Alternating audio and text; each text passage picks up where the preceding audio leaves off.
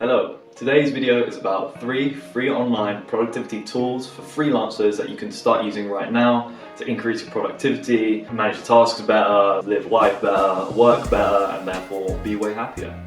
I'm also going to be covering one extra little tip at the end. Hang around, listen to that one. It's going to be pretty crazy. Right, let's get into it. So, we've all been there, we've had those unproductive days where you're kind of sitting at your desk, you're on your laptop, you're not really on your laptop, or you're scrolling Instagram, you're replying to people on WhatsApp, you go on LinkedIn, just kind of sat around, swinging in your chair, spinning around, or you walk into the kitchen and you're like looking for a little snack, you open the cupboard, there's nothing in the cupboard that you want because you're not hungry. So you look at it, you close, and then you walk back to the desk because you were never hungry. You were just bored because you were unproductive because you didn't know what you were doing.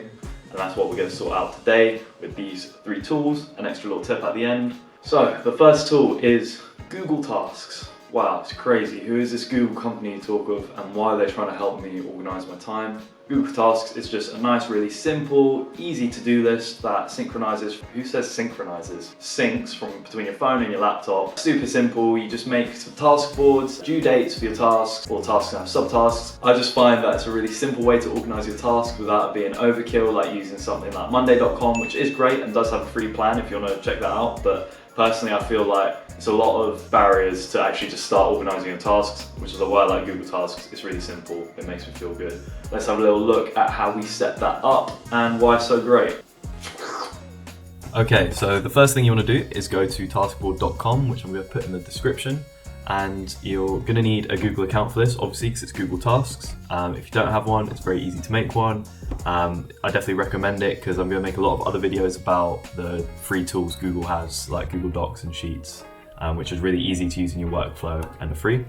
So you're going to sign in with Google if you already have an account, and then I'm going to select one that I already have.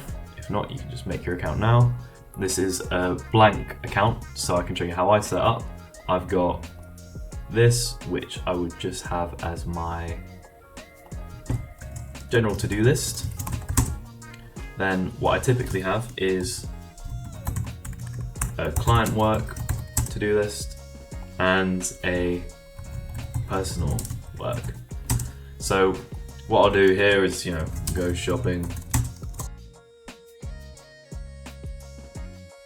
Then what's useful is, say for my PT website, you can go and add a subtask, so I can say I can do design homepage, and what I usually do, I'll have my main task like a full design or a full build, and then have all the subtasks underneath it, and I can tick them off. Then you can also do things like add due dates to them, and yeah, basically it's just really easy. You can organize things the way you want, you can move all these around. I just find it's a nice, easy, simple interface. And then the benefit is you can sync up here, and then if you download this app, you will be able to access Google Tasks on your phone. Let me zoom myself in. You can see my tasks are there. I'm gonna have to maybe flip this screen around so you can actually see it. And all my boards are there. This is an awful way to do this. Basically, it's all synced straight away. I can check things off on my phone, or I can check things off on my desktop, all super easy. Nice. So that was Google Tasks. Now we know how to organize our tasks, which I'm also going to make a bigger video about how I organize my weekly and daily tasks in a system so that I keep on track with what I'm actually doing. But now let's look at our next tool, which is to do with organizing our time. So our next tool is Clockify. I love Clockify, it's a really, really useful app, and essentially it is a time tracker to track all your clients, all your different projects and tasks for those clients, your personal projects, admin time. It's really good, as well as being a useful tool for things like invoicing, because you're tracking your time, so clients actually know how long you've spent on something, and you can export PDFs with timesheets and all that kind of stuff, which is really useful. I also find it's a really useful tool to have a closer look at how you're spending your time and how you can make optimizations through that. Because I think a lot of us go throughout the day working on stuff and not really being aware of how much time we're spending on certain things. As soon as you start tracking how much you're spending on different types of projects or different types of admin work, it's getting measured, so it gets managed, and you're gonna stop wasting so much time on things that aren't really benefiting you that much. So that's one of my biggest favorite tips ever to do with Clockify. You also get all these nice dashboards and breakdowns, so it just gives you a really good overview with a lot of graphs and stuff like that of how you're spending your time. So hopefully you can look at that and be like, I'm spending too long doing that, I need to cut that out, I need to cut that down, or just get rid of it. That's why I love Clockify. Let's find out how we set up. Right, so first of all, you're going to have to go and log into Clockify at this URL, which I'm going to put in the description. You should have a Google account, hopefully, with the Google Tasks set up. So we're just going to easily go continue with Google. I'm already signed in, so boom, I'm straight here. I'm going to quickly run through this, but I'm going to post another video very, very soon, which should be available right now, and it might appear on the screen right now. Or it might not. I don't know, it depends how on it I've been. But that's going to explain everything in more detail because it's too much for one video. But essentially, this is the dashboard. You've got a time tracker in the middle of the page. This is where you're going to be most of the time. You can set up a client. Mr. Gregory Man is the example that I've used in the tutorial, which you should be able to watch, and I definitely recommend watching before you use it because Clockify can be really confusing if you don't really know where you're going. You set up your client, you set up your project for that client, which has tasks in it, and then you can go into your time tracker, and anytime you want to log some work, which is a billable hour, in this example, you can just go select that task for that project, write a description. What am I doing? I'm designing something beautiful. Start logging it. This shows that it's a billable hour. Your login time, you're earning money, it's great. Then I'm just going to quickly show you, you can go into reports and you can get a summary of what you've worked on so far. This is super rushed. Go watch the other video, trust me, it'll be worth it, but that's Clockify in like 2 minutes.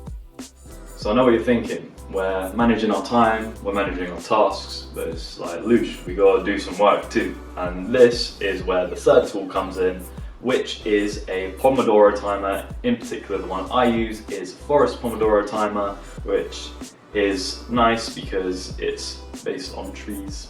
Basically, if you don't know what a Pomodoro timer is, basically like interval training, but for your brain and for your work. So the main concept is you set a timer for about 25 to 45 minutes is what I do. Once that time is on, you're working, you're focused, no distractions are allowed, you're getting on with your work, but it's all good because you know when that time goes off, you get a 5-minute break, go for a walk around your flat or home, or go into the garden, go do something nice. I'm a big advocate of getting out of your chair, to be honest, and not going on your phone. Those are two very important things, which I'll get onto.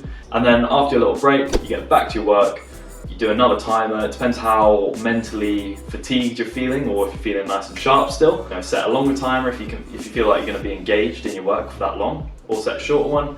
You do that like several times. Maybe you've done like a couple hours of work, then go get a longer break, reward yourself. You've done so well. 2 hours of work is actually a lot of work if you're focused. It's about that quality, not just quantity of time. So that's just like, which brings me on to the benefits. One of the biggest benefits is the fact that it keeps you active. We're very sedentary now, especially a lot of us who are freelance. Most of the time we're sat just at our desk, not moving. We get locked into a task, we're like this, all scrunched up for ages. The great thing about Pomodoro timers is a reminder to get up, go for a walk, move your body. I like to get up and have a little stretch. It also gives a good break to your eyes. Your eyes are straining on your computer screen all day, so being able to take them off a screen, which means taking them off your phone as well, is a massive benefit in my opinion. The other benefits, which are more work related, which is why people are here, is the fact that you have greater endurance throughout the day because you're splitting your time into chunks with little breaks. You also get a lot of benefits in terms of cutting out distractions, because when the timer is on, you make an agreement with yourself that you can do whatever you want afterwards, even though I suggest that you don't use your phone. But if you really have to, you can check your phone after the break. It's still going to be there, all the notifications aren't going anywhere. It cuts out distractions, is the main point. You're focused, so your mind is a lot more focused on the task that you're doing. It's not getting distracted all the time. I highly recommend when the timer is on, get rid of your phone, put it out of arm's reach. Don't put it in your field of vision. Don't put it anywhere where you're going to hear it go bzz, bzz, bzz, and you're going to be like, oh, every 5 seconds because people are messaging you if you're popular. And one other benefit is it makes it way easier to start intimidating tasks. So you're valuing yourself for the time you put in, not just getting a task done. So if I say, right, I'm not going to finish this whole website design today, but I need to do 1 hour. That's 2 30-minute timers, I can do that. Even if 2 30-minute timers sounds tough, I'm like, I can at least do one and see how I feel, and I can move on to something else if I'm not enjoying that task. Because you start that task and you've done it for 30 minutes, you'll probably find like, it's actually not that bad, and you just carry on doing that task anyway. But getting onto the actual tool, again, like I said, I use an app called Forest. It is a fully free app. This is on Android, but you can also get it paid on iOS. Unfortunately, I don't know why. Sorry, I know you've already spent a lot of money on an iPhone, now you've got to spend like £3 on an app. Maybe you could even expense it, I don't know. I don't know if that's allowed. If you don't want to spend £3, there is a free alternative on iOS called Flora. Basically, the idea is you get to plant a tree when you put a timer on.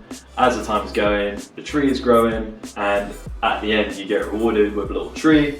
Then you grow a forest. It's no benefit to your business apart from it's kind of nice, it's friendly. It's actually really useful because it shows you your distribution of focus time throughout either the day, the week, or the month. So maybe you start to notice trends that, oh, on Fridays I'm doing like half the amount of focus time than I am on Wednesdays. Maybe I should bring in early finish Fridays to my business. But yeah, it's basically really useful, nice little tool. But the main point is use any Pomodoro time you can. Good thing about this one though is that it also does have a Google Chrome extension, so that means you can get rid of your phone. That means when you get up for your break, you're not going to be going on your phone to like finish the timer and then end up in Instagram or something. So that is it. Those are my 3 tools that I recommend, and my little last tip that I saved to the end is using Google Sheets to track what you're doing each day and how much focus time you've logged on your Pomodoro time. So what I do is I've got a column for the day, a column for the focus hours that I've logged on my Pomodoro timer, and then the tasks I was working on that day and for which client, which is basically just really useful in case you take a break from that project, and it gives you a bit of a helping hand when you come back to it and you know where you left everything, you know what you last did. It saved me a lot of time when I've kind of come back to a project and I've been looking at it being like, I don't really know what I was last doing.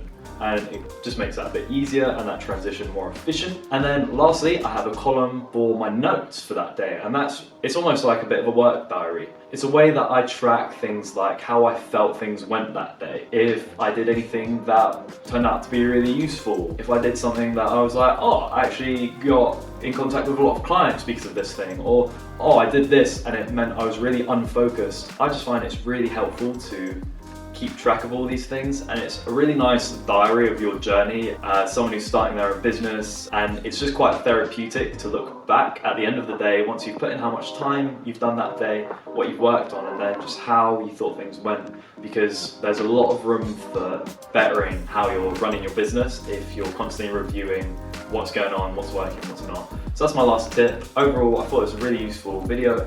That's good.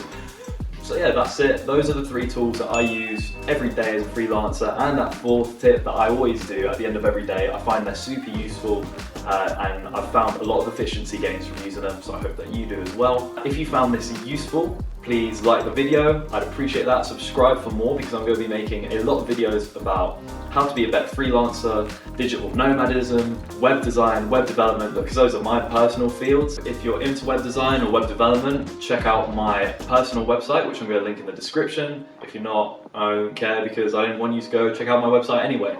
How about that? If there are any of the tools that you particularly liked, or you think you have a better alternative, comment them below. I'd love to find out about them. Plus, I just want to have a bit of interaction. I want to know you're watching and you're happy. Yeah, so that's it. Thanks for watching, and now I am going.